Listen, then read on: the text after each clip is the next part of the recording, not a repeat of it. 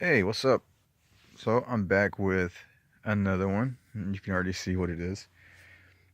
Rambo Rap for Life. Matt uploaded a Wesley Snipes collection and a Dennis Quaid collection. Now I don't have a lot of Dennis Quaid movies. I have a decent amount of Wesley Snipes, so I can do that one in the future. But as for right now, I'm going to talk about the movies that I own from one of my favorite action stars, action and martial arts stars. A guy who, in the last few years, I've become a really big fan of. Like even more. I liked him okay before then, but just I don't know what it is about recently. I've become a pretty big fan of Chuck Norris and Bronson and Eastwood. So I'm gonna start out with Return of the Dragon, starring Bruce Lee. Not really a Chuck Norris movie, but this is where he really came to prominence from his kickboxing career. What year was this? It was 73. Look at that chest hair. Bruce Lee rips that shit off.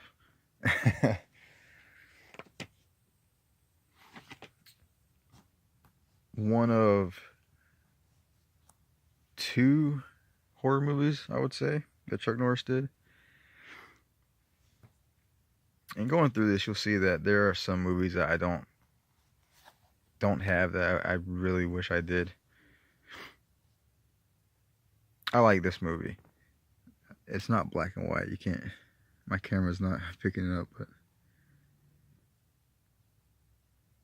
I like this movie. I'm gonna try and get the Blu-ray eventually with the blind. What is it? Not. Is it Blind Fury? I think it's called Blind Fury, and that movie with that dude from The Mechanic, Jan Michael Vincent. Yeah, I like Silent Range. One of my favorite Chuck Norris films. Oh, I just realized I got a lot of 3-packs. Get this one. Top Dog, a movie that I like. Yes, I do like it. I would say I like Turner and Hooch more, but I can watch this.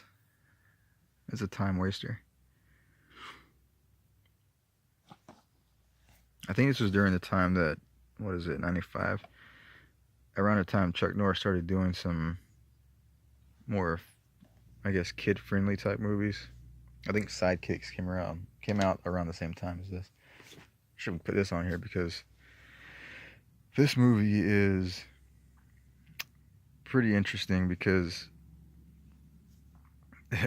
this and Above the Law have a lot of similarities, and it's kind of funny how similar this stuff is how similar they are. So they're both filmed in Chicago. They both take place in Chicago. They're both directed by Andy Davis. They both have music composed by David Frank. I believe his name's David Michael Frank in some credits. They both star Henry Silva. They both have a character, I forget his name, I think it might be Ron Dean. And Above the Law, he's the guy at Steven Seagal's party, and near the beginning where he's like, "Hey, you greaseball bastards." He's that guy eating a sandwich. And it has another guy, the guy from Above the Law. He's in this movie. He's the bar owner. Wherein Steven Seagal comes in and he's asking the guys, "Hey, have you seen this girl?" And that one guy goes, "Yeah, I've seen the top of her head." Yeah, not that guy, but the guy with the mullet, the owner, the proprietor of the cesspool.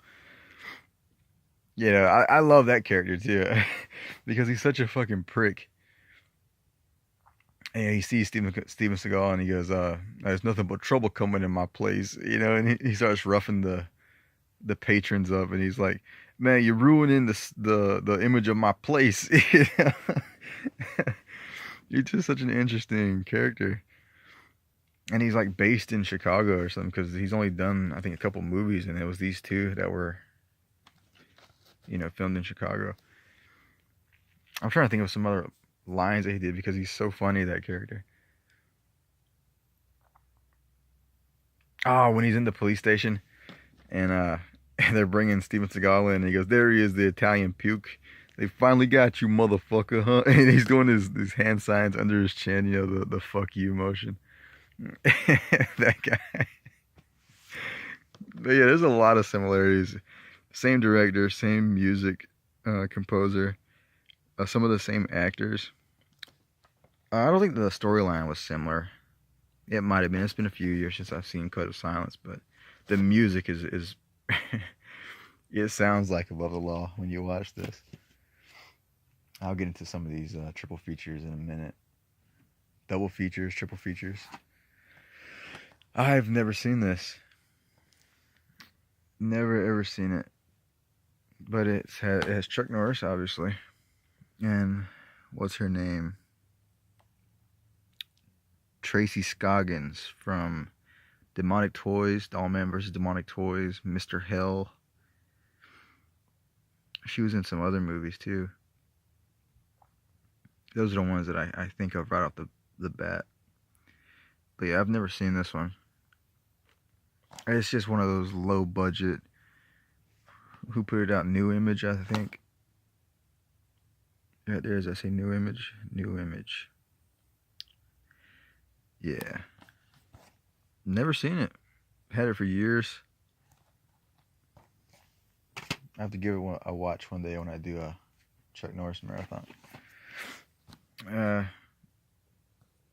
3 more movies I've never seen. I started watching one of these. I think it might have been The President's Man. I couldn't get into it. You know, Chuck Norris shines in the 80s, the late 70s, 80s, early 90s. These movies just, they don't cut it for me. At least I don't think. I mean, I rarely turn off movies. I just wasn't into whatever was going on in The President's Man. Yeah, Echo Bridge fucking sucks. Let's see, what can we bring up next? Here we go, 2 that I've seen. Good Guys Wear Black and A Force of One. Good Guys Wear Black is one that I think is it's kind of average for me personally. But A Force of One is something I like. That one I enjoy. It has, what's his name? Bill Wallace. I think his nickname in fighting was Superfoot. Yeah, this one's good. It's about a guy who goes around killing people karate style. Yeah. Really cool. You get to see Chuck Norris do some kickboxing. I like that one. Of these 2, A Force of One is my favorite. I think this is in my top 10 as well. If I remember, I did my top 13 Chuck Norris movies. I believe I did. My memory's so bad. Yeah, I like A Force of One. Good Guys Wear Black is it's okay. Very average. But A Force of One is good. I think so. Here you go. I actually just finished watching Forced Vengeance because I don't know. I had this triple pack, and I decided that I wanted to watch it. You know, I'd seen Hellbound last year. I'd seen The Hitman a couple years ago, maybe a few years ago now. And back this up a little bit. I hadn't seen Forced Vengeance in years. You know, last time I saw it was on YouTube, so figured I'd give it a go. Hellbound is a buddy cop movie. I don't even think you get any kind of inkling that it's a buddy cop movie. But his partner in this is, what's his name? It's Calvin Levels. He's the black dude from Adventures in Babysitting. He's his buddy in that movie, in this movie. And Yeah, it's I would say I like it better than Good Guys Wear Black, but it's not one of the better Chuck Norris movies. I mean, I think there's a lot better ones. The Hitman, I dig. Um, Razor Fist, the Rageaholic, did a fun, I think it's called Rageaholic Cinema review of this. Pretty fun Chuck Norris movie from '92, I believe. 91. I was off. Force Vengeance is again my. If I had to pick out of these three, Force Vengeance is my favorite.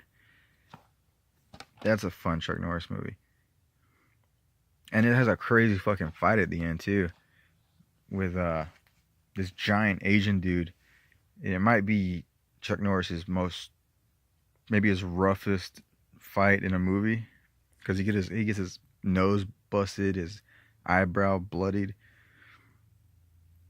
You know, this dude, he finds out that raped his girlfriend, and they had this crazy fight. And they throwing poles at each other, going through walls. Uh, a toilet gets thrown at one point. Yeah, yeah, I dig that one.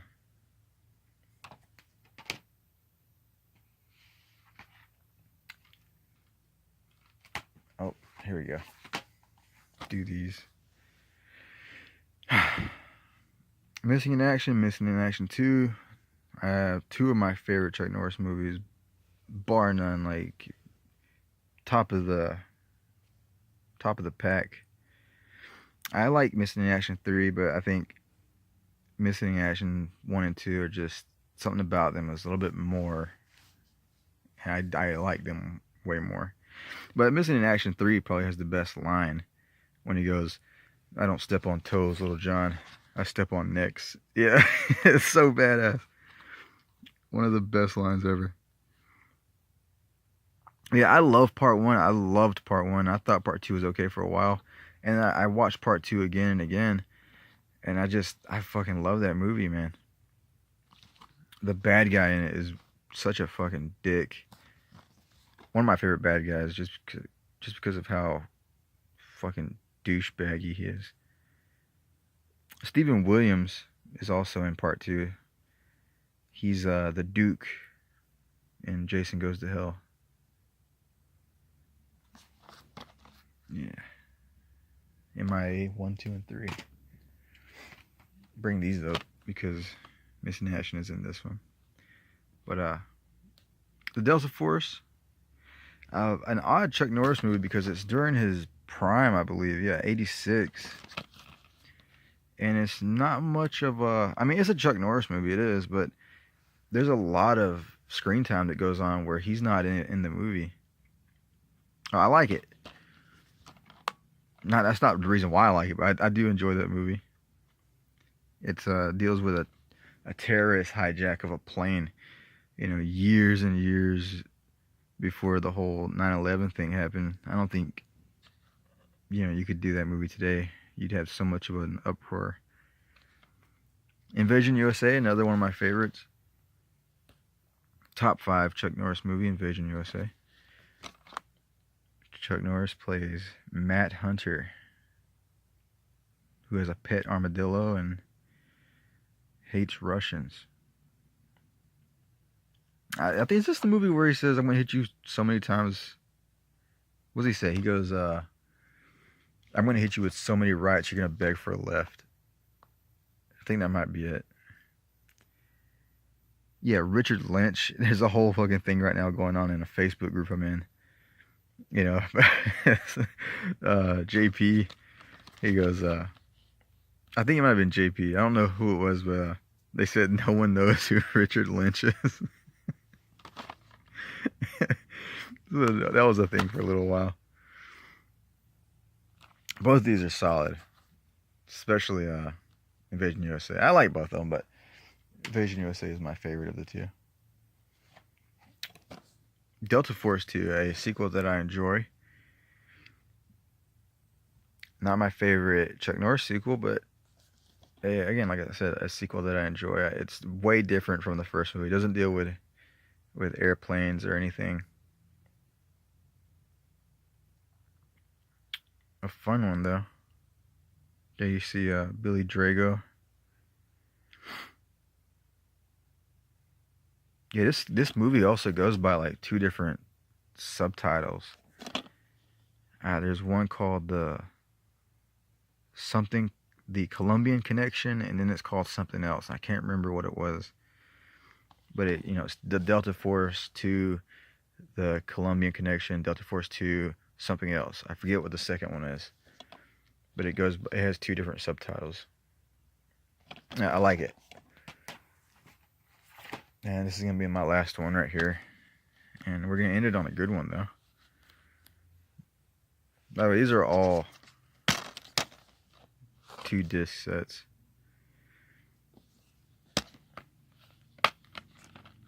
All of these oh, this is a 3-discer.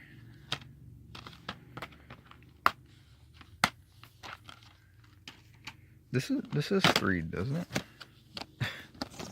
I'm tripping. Okay. That is right there. I should have fucking saw that. Anyway. Doesn't look like Chuck Norris, but that's him. Breaker Breaker, one of Chuck Norris's 70s films. Yeah, about a truck driver that gets into a little bit of trouble in a small town run by a really shitty judge. Where is it at? Yeah, it's a very small town. It's like a town of 15 people or some shit. Highly enjoyable to me. One of the Chuck Norris movies I didn't really grow up with. And no, not one I even heard about, but it's a good one. This might have been, I think, his first movie, or one of his first movies. Other than, of course, Return of the Dragon. But this is like might have been his first big movie, solo movie. Hero and the Terror, I mentioned earlier that he made 2 horror movies. This is the other one that I consider a horror movie.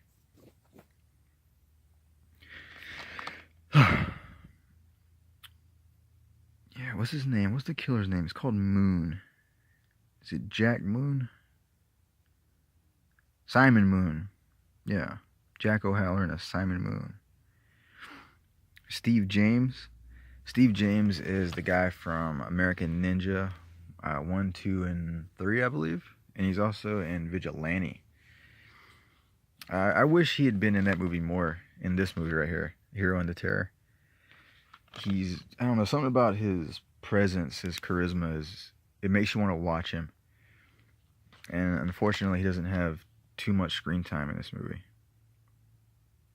That's a shame because, he's fucking awesome. I like the Hero and the Terror too because, again, like I said, it's one of the very, very few, one of 2 horror movies by Chuck Norris. And lastly, Lone Wolf Mcquade, another one of my top 5 films for the Chuckster. Carlos, Lone Wolf Mcquade with David Carradine. You get to see some sparring with Norris and Carradine. This went viral, not the movie, but where he's shooting people on top of that boulder. And that was a big meme for a while, big Vine video where he would shoot and then you'd see videos of people falling. Yeah, Lone Wolf Mcquade. Love Lone Wolf Mcquade. I would say of the recent watches of Chuck Norris, I've seen Lone Wolf Mcquade more than most of the others. Something about that movie that, I don't know, I just want to keep on watching it. Now, some movies I don't have that I would like to have one day. I actually have the Octagon. I know it's not here, but I don't know where the fuck I put it. I promise I do have the Octagon.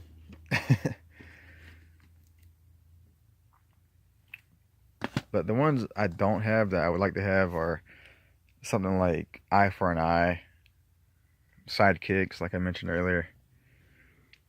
Um, Firewalker, I believe. I think that has Lou Gossett Jr. Yeah, these are some a good stack of movies. Not too bad. I would say again, if there was a tier system, a list of guys involved in action, Chuck Norris would be above Christopher Lambert. Keep that. I want to keep that going. He has more, in my opinion, more enjoyable movies and more enjoyable movies of higher quality. The Delta Force, Invasion USA, Missing in Action 1, 2, and 3, Silent Rage, Code of Silence, The Hitman, Forced Vengeance, Force of One, Breaker Breaker, Lone Wolf Mcquade, Hearing the Terror, Silent Rage. Did I say Silent Rage? You know, there's some stinkers. You know, I haven't seen these movies, but The President's Man was just, it wasn't good. And The Octagon, which I like, which I wish I could find it. Anyway, I'm gonna try and put some more of these videos out. I'm enjoying this. I'm glad Matt's doing more. And if I read it right, I read quickly earlier, OCP Communications, Matt's good friend, Mike, is going to be doing some videos soon, and he's going to do his first one on Peter Weller. And that's going to be cool to see because I don't have very many Peter Weller films. So yeah, see you guys later. See, I knew I had it. The one that started it all. This is the movie that kicked off the ninja craze of the 80s. From 1980. Oh, okay, you son of a bitch, you're not gonna be on there. Alright, there's no date on there, but anyway, I know it started off the fucking ninja craze. Lee Van Cleef.